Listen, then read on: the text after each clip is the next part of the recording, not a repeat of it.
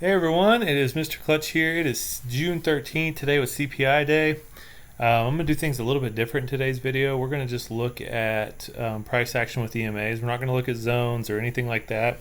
I'm just going to simplify this video and just look at entries on where the EMAs were lined up and where you had nice flags that created good entries. So a lot of times we can make things harder than they should be, especially when you're a beginner trader and you're trying to master the 2 minute system or similar using EMAs. You get too many things going on and you're not actually looking at the basics of what you need to be seeing to take trades. So we'll jump in here and look at it. So big jump up in the middle of pre-market, right on CPI numbers, came in hot. We flagged a little and off we go off that. A little breakout here as we open, and it looks like we're going up here. So you're looking for a flag, a pullback here. It sells through, nothing's there. Again, I always talk about how I don't like these steep drop-offs to try to like make a trend line. I don't like trend lines that steep when they're that fast of a drop-off. And so usually I wait for another point to form. So then we got this point here. So let's see if we can angle that. Yeah, kind of there. Now this kind of gets through. I don't think you're taking that as a breakout on a close. You're probably waiting for this to maybe start pushing up if you were going to consider taking this breakout here, since the 48 held good there. But then this thing immediately sells off and you're okay. You're readjusting your trend line and waiting. So yeah, you might have here you could have got faked out a little potentially. I think here's what keeps you out of this. Okay, I'm gonna say this isn't a terrible play. If you saw, we have a nice form trend line, and even kind of wicks into it there, comes into it here. Maybe maybe you don't take this because you can really draw a trend line across here that's a little that again, that's not really much of a breakout. If I see these little breakouts, a lot of times I'll wait for the next candle to break the high of that candle, so we at least know the next candle is going to be have a higher point. So it doesn't always mean it can't come back down, but at least it's pushing up and the momentum's continuing off the previous candle. So hopefully you stay out of that. Then you could get in on this break here. This is better. Your EMAs are still switched, but they're closing quick here, so you can get in and maybe scalp that up. Not a big move, but there's a little bit of something there. And this one here's, oops, sorry, wrong thing. This one here is actually one of the better moves of the day, I think, to play. You got this nice little flag down. The 48 holds again here, and then as soon as we start breaking up, when I see the candle breaking the trend line and the 13 EMA or pushing off of it at the same time, this is my favorite entry. If you watch many of these videos, you've probably seen that before, and that might get you the best move left the rest of the day, lining up with our EMAs. So then we kind of come down, and now we're looking for another pullback. This one never does it. It comes all the way through.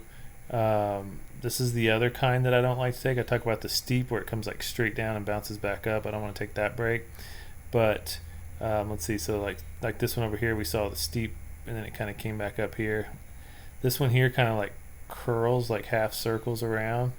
I don't like taking these either because it's hard to draw a real trend line, and you just basically keep walking. Like you have one there, kind of, it's still pretty steep. And you could have got in down here pretty low if you use that, but then it's just like these are just walking sideways, so then you're just kind of moving and so I don't really like these. I like to wait for this next one here. Like I said, this next little push up, and look, if it goes off and goes to new highs from here, then we'll look for the next pullback. We don't have to catch every move. So that comes there. You might, I'll be honest, that's not looking terrible right there. You might take that, but again, it's iffy. It's not a lot of you're kind of coming off this low, then a lower low, and here we could make it. Until we take this out, we could still make a lower high here, and it kind of walks up. That would have chopped you out, so I don't love that. But again, we're just wanting to look for flags off our EMAs. We never see, this is one of those cases where it sells off quick, and I'm waiting for kind of like a pullback here and then go, but this one never did it. So here we'd be looking for a pullback. Didn't happen there. I could see you getting in this one here. Like, that's not a bad entry there. and you'd scalp a little there, but there just wasn't much follow through today. Most of the move, if you zoom out, most of the move was right here, and then we kind of just stayed in this little range that was like here to here all day. Like, I mean, it's pretty choppy sideways action. If you even go to the second half of the day after this big V here, I mean, we traded between here and here. That's a $2, less than $2 range for. I mean, when did we come back in? We came back in here. So that's an hour. So for 6.5 hours of a trading day, we traded in a $2 range. So pretty crazy. And then if you look, it's funny because this initial move up out of the pre-market, look where we closed. Or I guess that's where price is right now in at post-market hours. So we're right back there. So that little move, all of our day, we're right there still. So let's look at Qs quickly and just kind of go through the same thing again. Zones, all those things are important as well, but making sure your EMAs are lined up. Well, actually, let me go back to SPY. I'm sorry, because we didn't really look at the rest of the day. But look at your EMAs. As soon as this comes down here, this is actually not, like, as you get more advanced and skilled, and Casey plays these very well. Like this here is not a bad little, you kind of, you're starting to downtrend a little, and then you kind of flag back and break down here. Same thing here. This was a really nice one. Granted, we bounced really hard off the 200, so you're kind of waiting, you're kind of hoping we can get at least back to it and break through, and it did. But then your EMAs are just tightening up and not in the right direction to look for a move. So I've said it before, I'm usually okay if the 13 and 48 flip to look the opposite way, even if the 200's down below or up above, like look short when the 200's down there, like in this case. But it's not the most ideal thing. You want your EMAs to be all in the same order. So quick look at QQQ. Yeah, so this was a little different. We peaked right before pre-market, and then we kind of just sold off, chopped, sold off, chopped. This is hard to find a play. Actually, this is one of those steep when it's hard, so I probably would have been waiting for this point to come back, and then when it bounced off that, we're still looking short at that point. So I'm looking here, and it actually comes back and walks right up that trend line and sells off. Again, for the purpose of this video, though, this is not a play we want to take because our EMAs are still stacked the other way. We're looking long. We're looking for pullbacks at this point. And this kind of just chops its way back and forth throughout the rest of the day.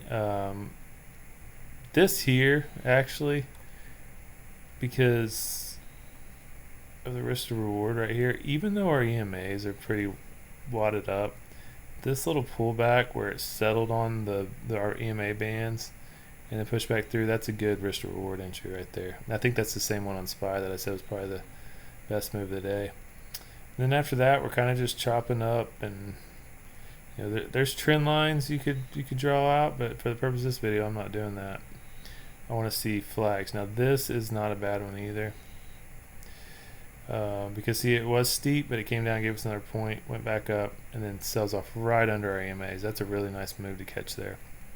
So just keep in mind that your EMAs are important, the direction they are, which you use them to determine whether we're looking short, whether we're looking long. Don't make it too complicated. Just kind of get back to the basics of that, and hopefully that'll help a little bit in your trading. So with that said, we'll cut this one short, and I will see you guys back on Wednesday.